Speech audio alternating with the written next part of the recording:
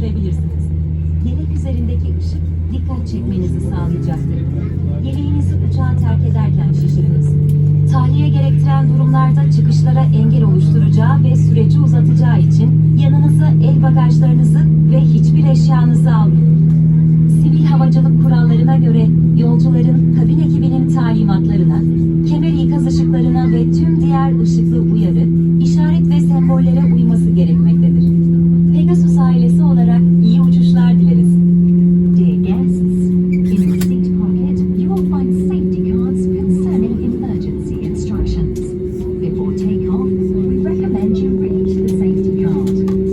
Our aircraft has 8 exits, 2 in the forward area, 4 over the wings, 2 at the rear.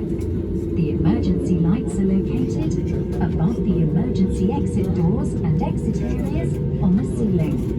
The path lights are located through the aisle.